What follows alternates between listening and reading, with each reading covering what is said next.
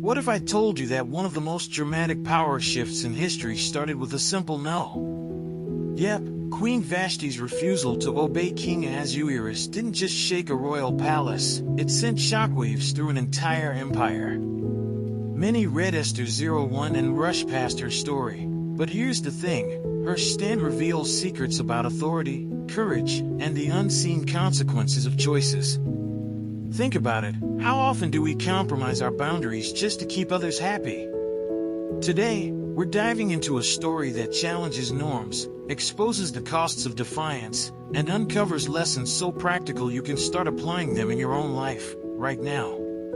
Then, let's read the chapter together. This is what happened during the time of Xerxes. The Xerxes who ruled over 127 provinces stretching from India to Kush. At that time King Xerxes reigned from his royal throne in the citadel of Susa, and in the 3rd year of his reign he gave a banquet for all his nobles and officials. The military leaders of Persia and Media, the princes, and the nobles of the provinces were present.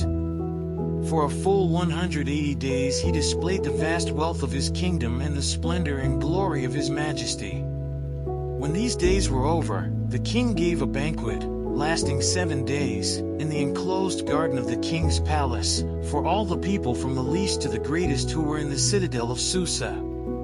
The garden had hangings of white and blue linen, fastened with cords of white linen and purple material to silver rings on marble pillars. There were couches of gold and silver on a mosaic pavement of porphyry, marble, mother of pearl, and other costly stones.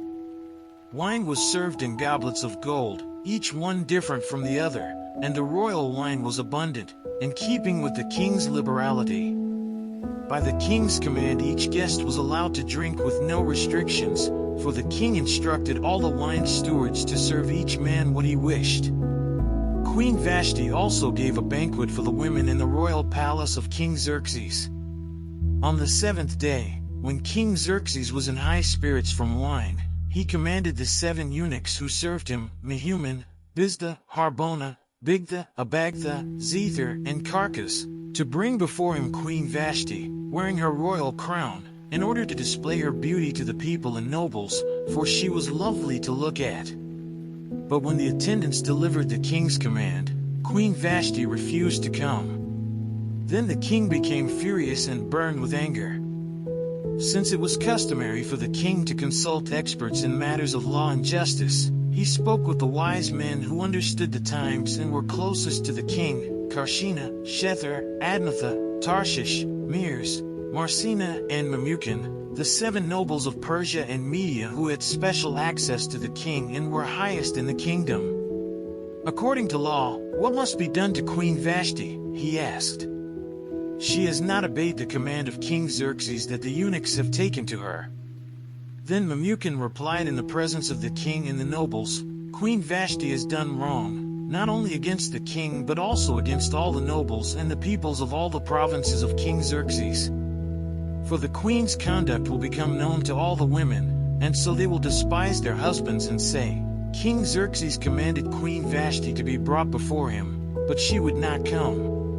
This very day the Persian and Median women of the nobility who have heard about the queen's conduct will respond to all the king's nobles in the same way. There will be no end of disrespect and discord. Therefore, if it pleases the king, let him issue a royal decree and let it be written in the laws of Persia and Media, which cannot be repealed, that Vashti is never again to enter the presence of King Xerxes. Also let the king give her royal position to someone else who is better than she. Then when the king's edict is proclaimed throughout all his vast realm, all the women will respect their husbands, from the least to the greatest. The king and his nobles were pleased with this advice, so the king did as Memucan proposed. He sent dispatches to all parts of the kingdom, to each province in its own script and to each people in their own language, proclaiming that every man should be ruler over his own household, using his native tongue. Let's say a quick prayer to thank the Lord for his mercy. Hey God, thank you for this time of learning and for the wisdom we've discovered in the story of Queen Vashti. Thank you for opening our eyes to courage, dignity, and the power of standing firm in what's right. Please help us to take these lessons into our everyday lives, to make choices with integrity, and to act with confidence even when it's hard. Guide our words, our decisions, and our hearts, so we can reflect your wisdom in everything we do. Thank you for walking with us and giving us strength. We trust you to help us live out what we've learned today. Amen. Now that you've read and explored the story of Queen Vashti, ask yourself, where in your life are you bending too easily just to please others?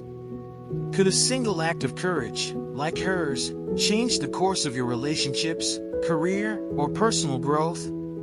The chapters in Esther 01 don't just tell history, they offer a blueprint for standing firm with dignity and wisdom. Think about the areas where you can say no with respect, set boundaries, or take control of your influence. If this message hit you, don't just keep it to yourself, share it, reflect on it, and start applying it today.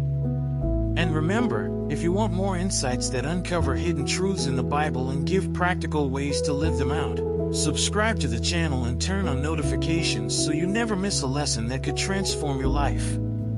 And, as always, don't forget to check the last video and learn more about the scriptures.